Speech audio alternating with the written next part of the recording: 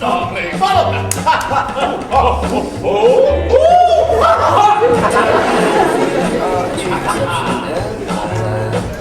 Sounded like she said she was. Is all our company here? You're best to call them generally, man by man, according to the script. Now here is the scroll with every man's name which is thought fit through all Athens to play in our interview before the Duke on his wedding day at night. First, good Peter Quince, say what the play treats on, then read the names of the actors, and so grow to a point. Mary, our play is the most lamentable comedy and most cruel death of Pyramus and Thisbe. A very good piece of work, I assure you, and Mary. Now, good Peter Quince, call forth your actors by the scroll. Masters, spread yourselves. Answer as I call you. Nick Bottom, the weaver. Ready? Name what part I am for and proceed. You, Nick Bottom, are set down for Pyramus. Ha-ha! What is Pyramus? A lover? Or a tyrant? A lover that kills himself most gallant for love. That will ask some tears in the true performing of it, if I do it. Let the audience look to their eyes. I will move storms. I will condole in some measure to the rest. Yet my chief humor is for a tyrant. I could play Heracles rarely, or a part to tear a cat in to make all split. The raging rocks and shivering shocks shall break the locks of prison gate. Amphibious car shall shine from far and make and mar the foolish fate.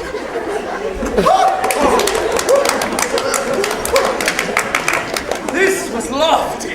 Now, name the rest of the players. This is Heracles, vain. Tyrant's vain. A lover is more condoling.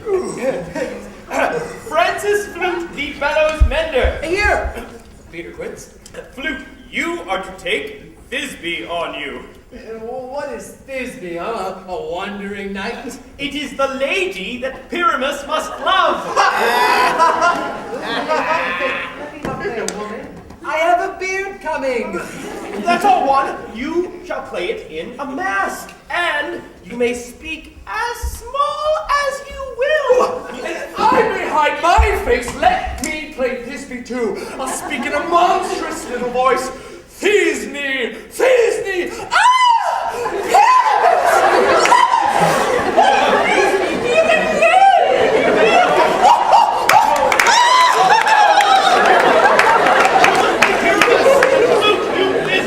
Well, proceed. Robin Starveling, the tailor. Oh, here, Peter Quince. Robin Starveling, you must play Thisbe's mother.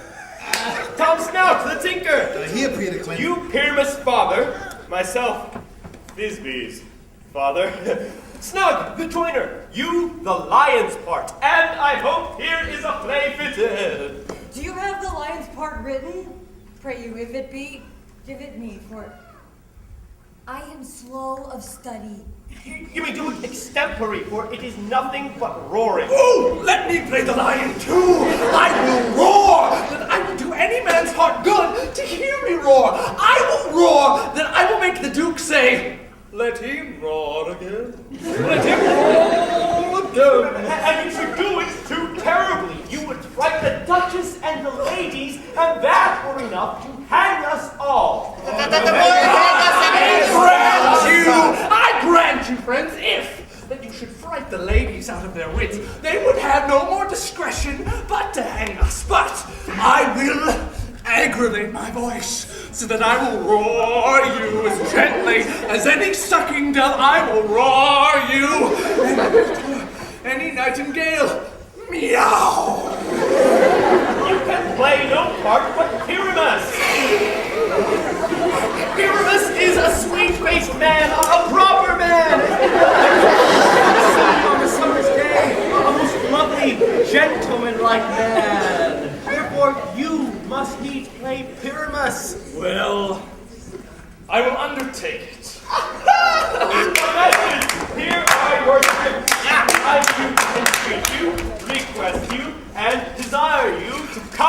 by tomorrow night, just roar and meet in the palace wood, a mile without the town by moonlight. There will we rehearse, for if we meet in the city, we will be dogged with company and our devices known. I pray you, fail me not.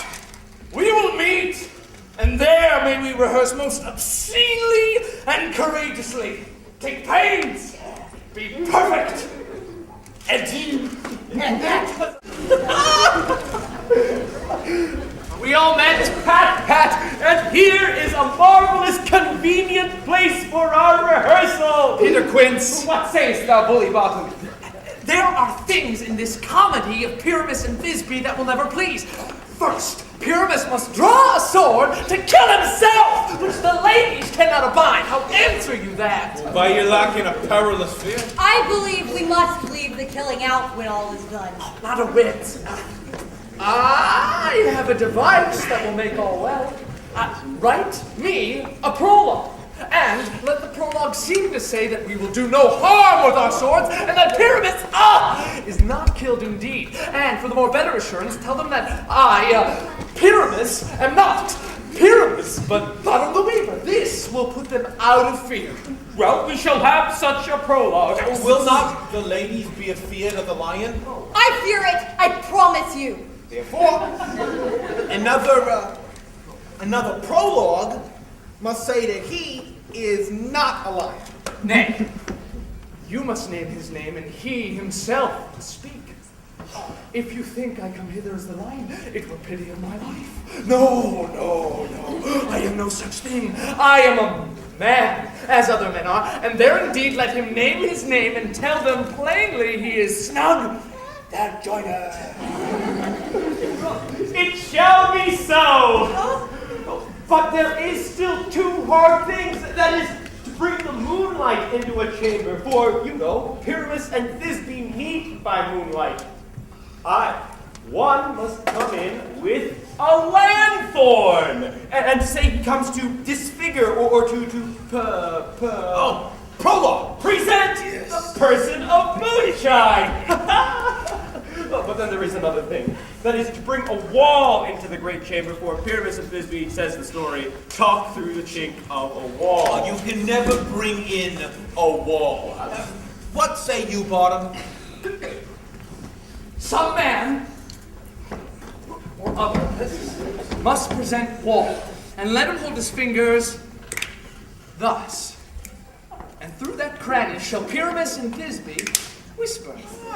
If that may be, then all is well. Now come, every mother's son, and rehearse your part. Pyramus, you begin. When you have spoken your speech, enter into that break, and so everyone, according to his cue.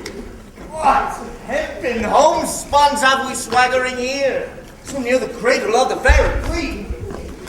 What? A play toward. I'll be an auditor. An actor too, perhaps, if I see cause. Pyramus, speak, and Thisbe, stand forth.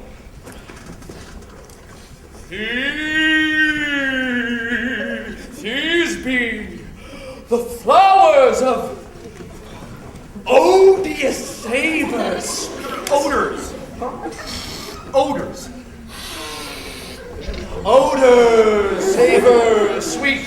So, thy breath, my dearest Thisbe dear. But hark! A voice!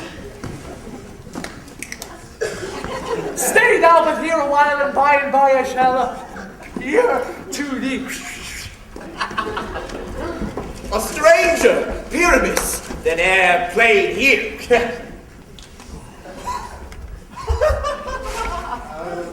Must I speak now? I must you, for you must understand that he goes but to see a voice he heard and is to come again. Most radiant Pyramus, most lily-white of hue, as true as tossed, and yet will never tire. I'll meet thee, Pyramus, at Minnie's too. Ninus, ma'am, you must not speak that yet. That you answer to Pyramus. You speak all your part at once, cues and all. Pyramus, enter! Your cue is past. It is never tired. Oh, it's truest horse that yet would never tire. If I were fair, Thisbe, I were only thine.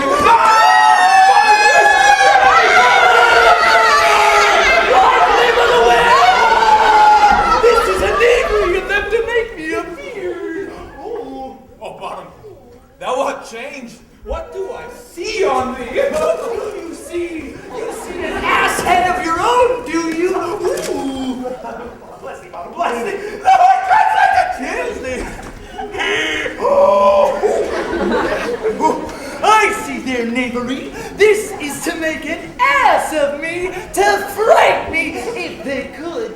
But I will not stir from this place. Do what they can. I will walk up and down here, and I will sing that they shall hear. I am not afraid. Oh. The Azulcock so black of hue, with horn and tawny bill, the Thrusso with its notes so true, oh. The wren with little queen. What angel wakes me from my flowery bed?